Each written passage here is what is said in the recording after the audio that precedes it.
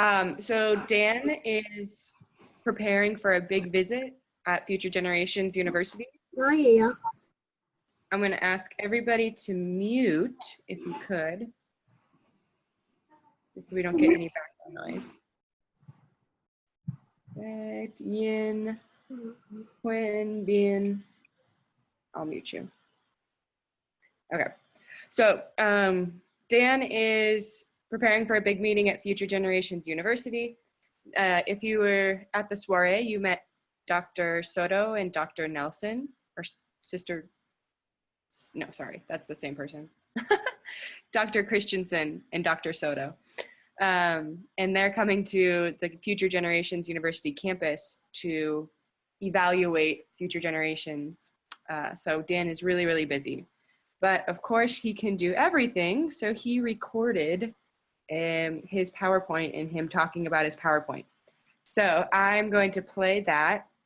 If you have trouble hearing the video that I'm playing, please message in the chat box.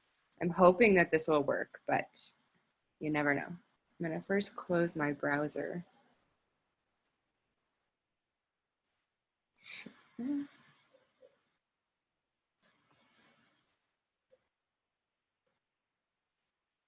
All right, can you give me a thumbs up if you see the video? Do you see Dan's face? Good, okay, perfect. And then again, message if the sound is bad or something. All right. Good morning. I'm pre-recording my thoughts on today's PowerPoint for the teacher forum from West Virginia. It's early in the morning here, a little bit before 6 a.m. And I'm going to forward this recording to Katie. She'll turn it into a YouTube and share it with you, and then use it in class. But you can also view it and replay certain parts of it if that's helpful. So, sorry I can't be with you live tonight, but I'll leave that to Katie, and let us begin. I'm sharing the PowerPoint, and we are in week 2 of 10 weeks. In several weeks, Liz will be able to join us live, but for the time being, she will be joining us periodically through pre-recorded tapes of our PowerPoints, which we put together. We'll have 10 forum sessions, and at the same time, we're taking your input week by week in order to create the teacher repository and the draft of the teacher text. Both of these we want completed for grades 10 to 12 by the end of December. Today, in a very short period of time, I want to introduce in a little more detail 2 very important hypotheses from Stephen Krashen. Both of these apply very directly to the way in which we are designing and researching and writing Bending Bamboo. First, the natural order hypothesis, and then second, his comprehensive input hypothesis, sometimes called I+1. What Krashen is arguing is that learners communicate effectively when there is comprehensible and interesting input. They acquire, they don't study, they don't learn language, they rather acquire language when the material is comprehensible and interesting. And it's the teacher's job to facilitate comprehensible, interesting input week by week in class, on the high school or language center campus, via a global classroom that connects rural and urban schools, or connects Kanta and Denver, and today, West.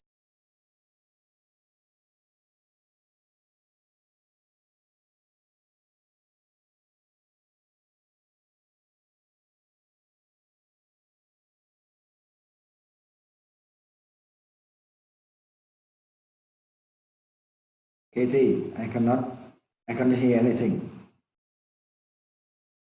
Me too, I cannot hear.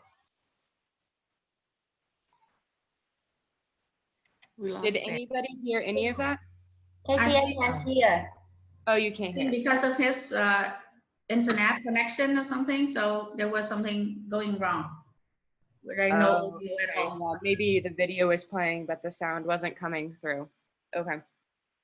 Well, good thing. Or can you just play for a little while further and just see like how it was going on there? Okay. Okay. I can. Just 1 minute or something and to see. Okay.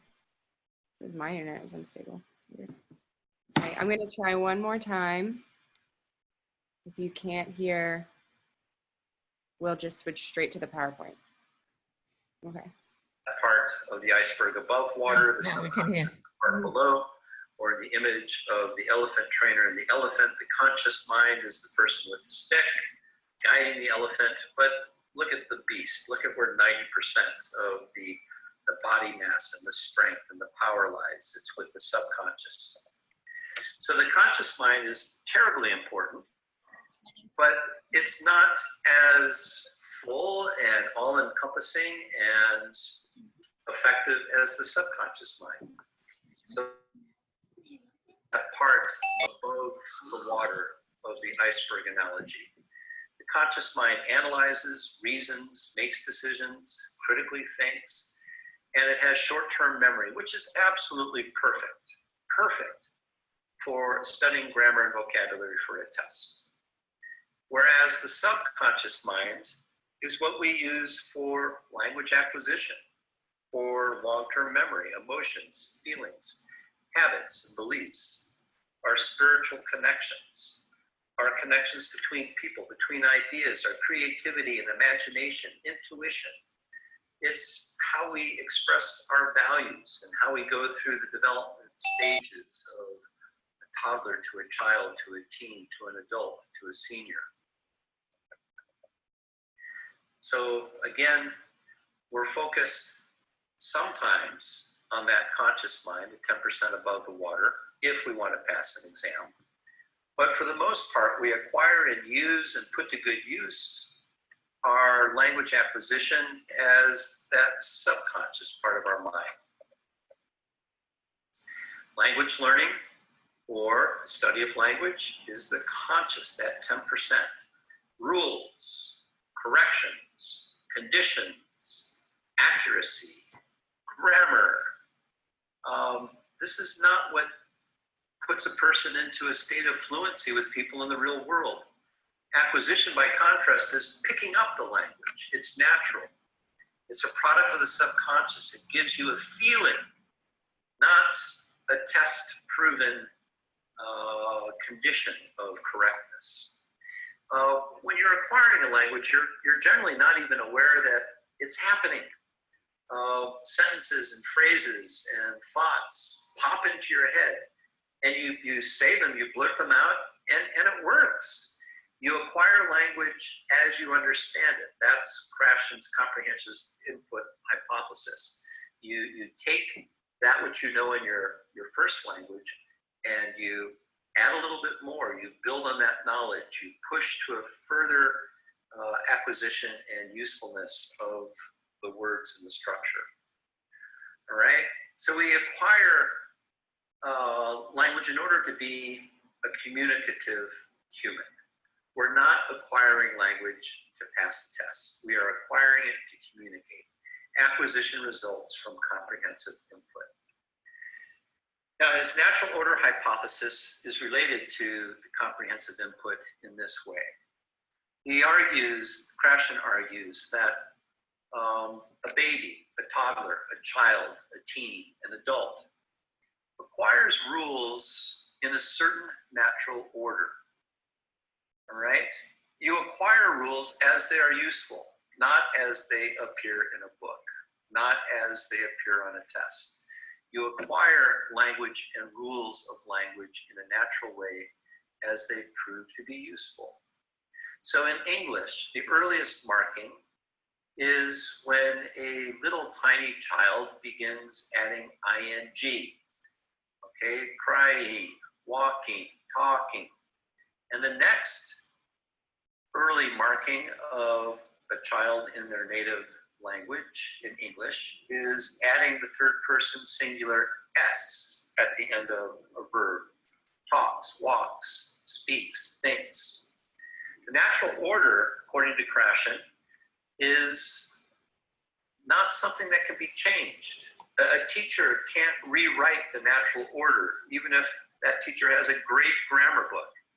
Rather, the natural order unfolds in a useful, comprehensible way from babbling to one-word utterances, from those simple one-word utterances to two-word phrases, from two-word phrases to full sentences, from sentences to paragraph thoughts, from thoughts to arguments, all right?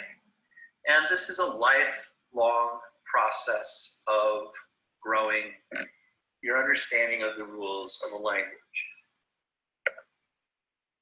The comprehensible input hypothesis added to the natural order hypothesis says this, that the learner will acquire language that he or she can understand by connecting it to prior knowledge.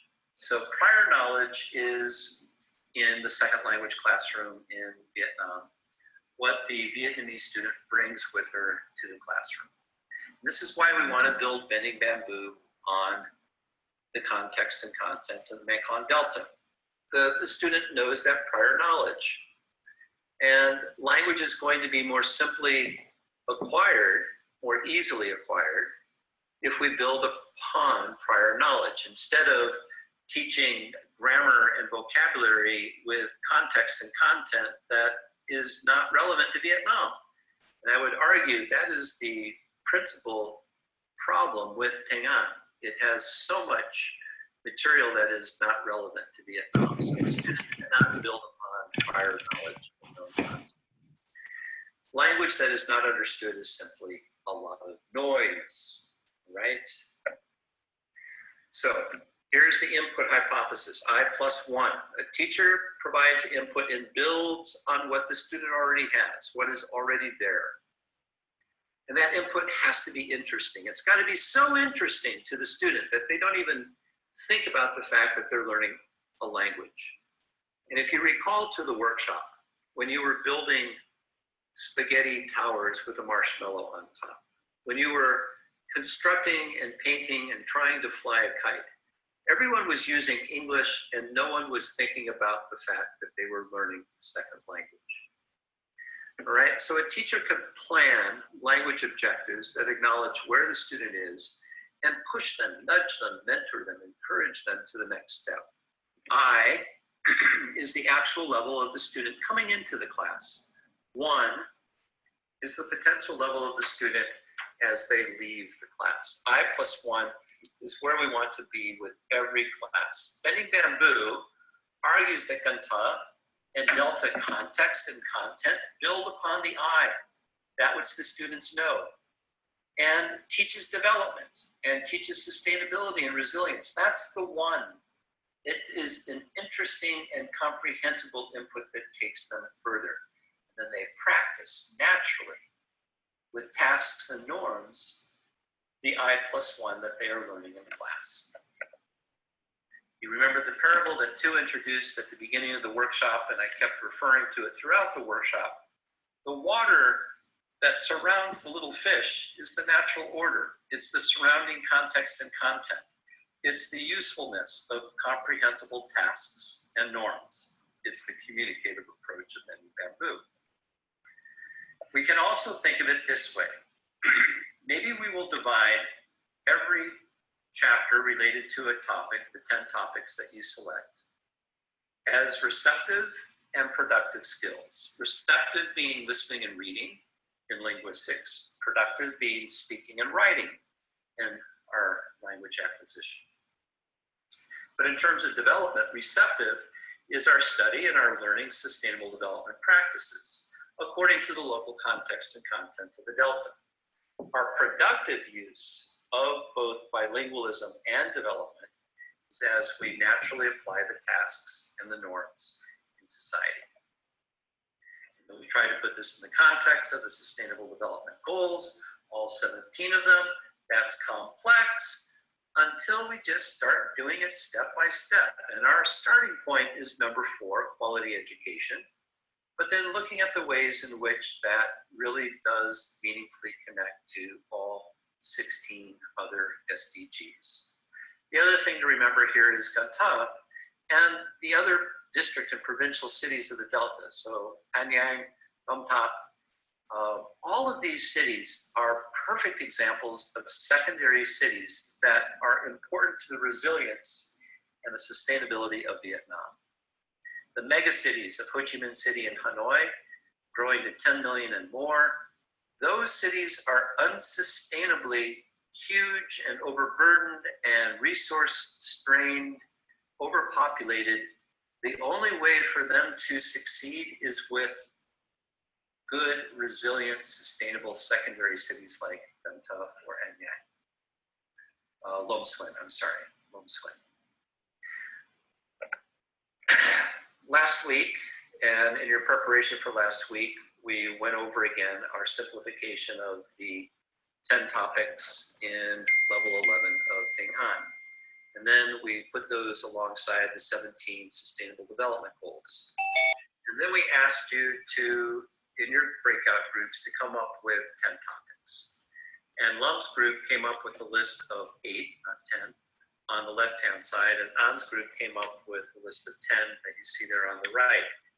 Here they are again, but I've color-coded it as I see similar things in both.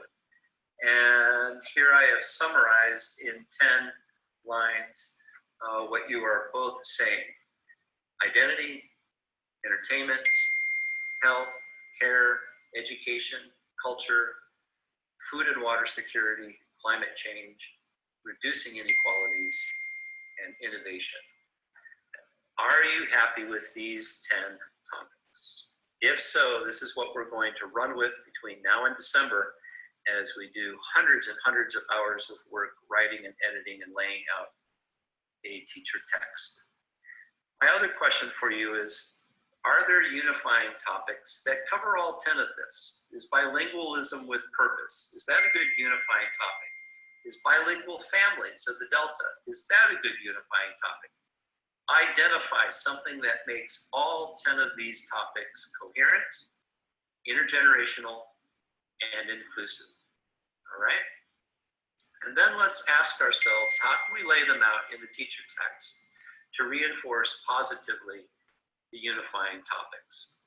Maybe every chapter, based on one of your 10 topics, could highlight a heroine or a hero, a child or an adult of the Delta who is exemplifying the positive norms of the topic addressed in that chapter.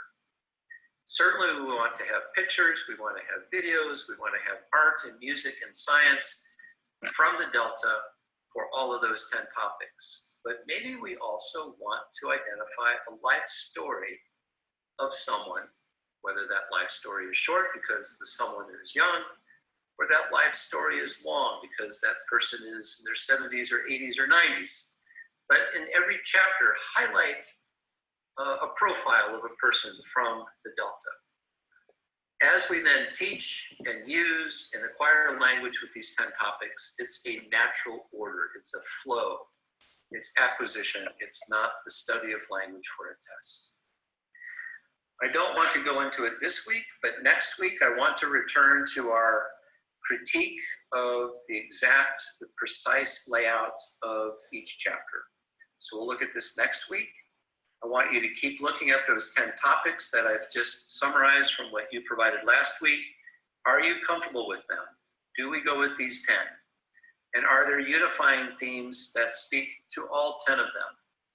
Lastly, tell us the topic that we need to prepare for class for next week. Thank you. Have a terrific class with Katie, and I will see you in a week's time. And I will stop recording now and forward that to Katie. And have a great day. Bye. All right. Cool, right? Bye, Dan. Bye, Bye, Dan. I think he can hear you. You had no change. He has no chance to do that. Yeah. Before we go into the next part of the forum, do you guys have any questions about the PowerPoint? Anything that Dan said? Anything like that? You can raise your hand, your virtual hand, or your physical hand. Okay. That is a no. So Dan was saying that we created a list of 10 topics, and I did get every group's list from last week. So that was really, really helpful. I went in a spreadsheet and I arranged the topics by theme. So hopefully by Monday, I'll send you a Google survey to complete that says which 10 topics do you want, and then what is the unifying theme of the textbook, okay? So just be prepared for that. I know Dan mentioned it in his PowerPoint. Okay, so my next step, because I didn't get that many responses, people, about our pre-form assignment, I'm gonna do it right now. So I'm going to share that template of Unit 7 ideas that I sent you via email. And I'm going to share only the part that says guiding text. What we need to do for Unit 7 so that we create similar lessons or lessons that connect is that we need to have a guiding task. So I'm going to share that document, and in the chat, I want you to choose 2 guiding tasks and write the number in the chat, okay? And I'll show you what I'm talking about.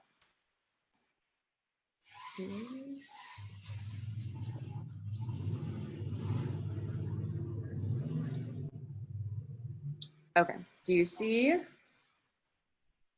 this? So right here, what guiding task should tie together every aspect of this unit, okay? So I have numbers here on the side, 1 through 11.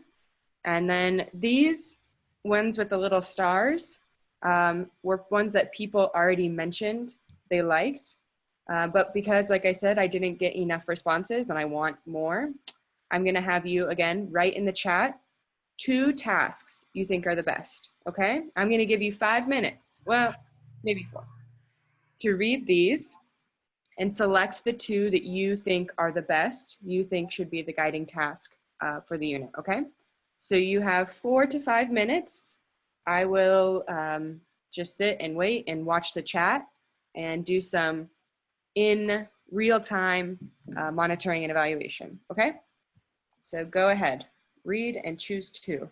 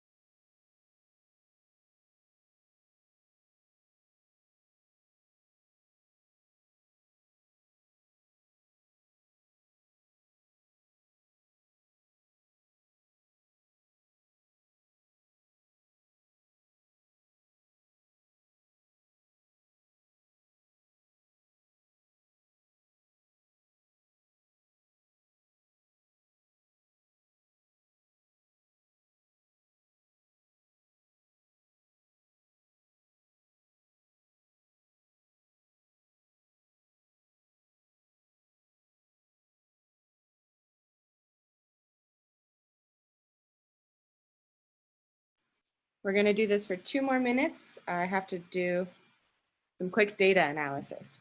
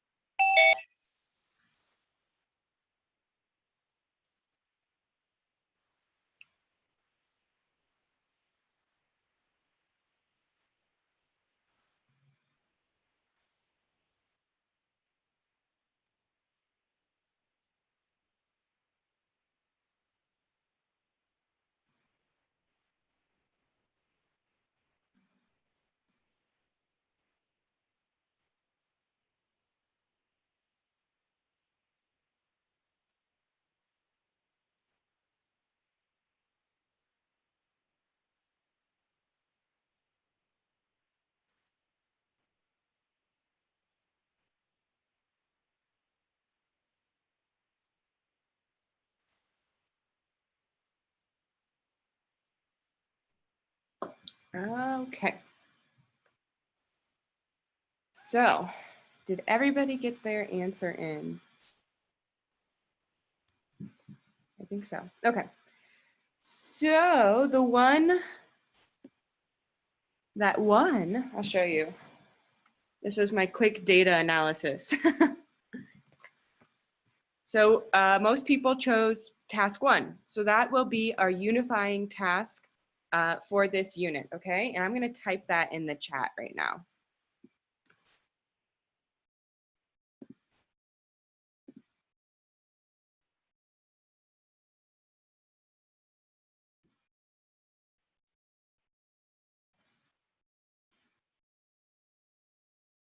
All right. And then I'm going to stop sharing this guy. And wow, so many things to share. Okay, now we're going to go into breakout rooms. And you guys saw the assignment beforehand. I'm going to share it here as well. Do you have the assignment downloaded? It's in the email I sent to you. So you can either, right now I'll share it. You can either screenshot it right now or go back to my email and download it. When you go into breakout rooms, one of you will have to share this probably because it's a lot to take in. Okay. And the goal here is to create a lesson. This lesson, like I said, should be able to be delivered in one 45-minute class. I'll be okay if it is delivered in 2 periods. That's okay with me. But again, think about what Dan said regarding comprehensible and interesting input, okay? You know best where your students' language level is at. You told me that in your critiques of Unit 6. You said, you know, I think this content is too much for my high school students. So that's why we want you to create the lessons so that we know where your students are at, okay? And I forgot to add it here. Oh, no, I did, okay. For grade 10 to 11 students. Or if you teach at a private language center and you don't teach this age group necessarily, think about their level of English, okay? So you're writing a lesson for grade 10 to 11 students, generally. And this is your task. You will have, like I said, 40 minutes in your breakout rooms.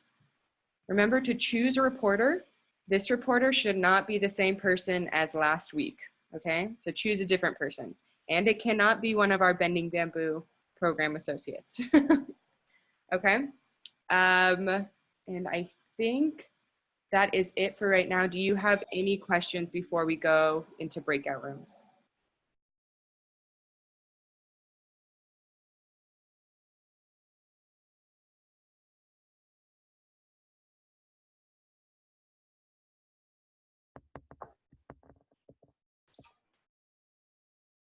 Oh, okay. Only us. Everybody's hanging on to the last second. Yeah, Lynn just like very new to this, but I think it's good. She's catching up very well. Exactly. exactly. We just want to give you a really good challenge, Lynn. Don't do that.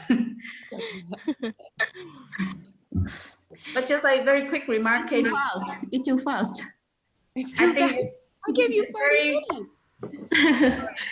Katie, it's very Uh-huh. important to emphasize the forum activity because it will take a lot of time to explain and re-explain everything before everyone. Yeah. do something. So good point too. If this was difficult for you, you should have read the document that I sent to you before the forum, and it would have been much easier. So that's my advice, okay? When you receive an email from me for a pre-forum assignment with documents to read, I recommend you read them, okay? But I'm sure you did great otherwise. I gave you an open structure for the lesson because I wanted to see what you would come up with. So when you send me your lesson, one second.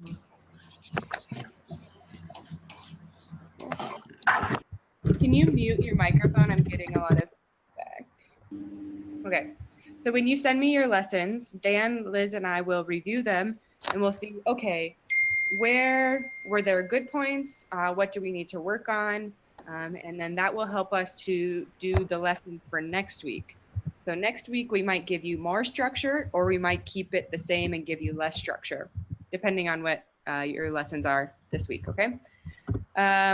Any other questions about the process, complaints, good things, bad things?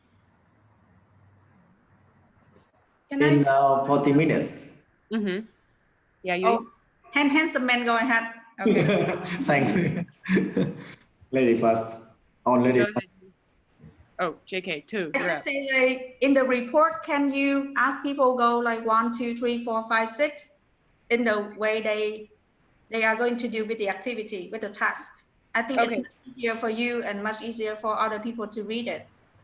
Okay, Everyone so agree? like a 1 to 6 tasks for creating the lesson, like that kind of No, structure. I mean like it is like the bullets outline. So you just Okay. put it in the order. So people will know that, okay, after finish number 1, I do number 2, number 3, number 4, number 5.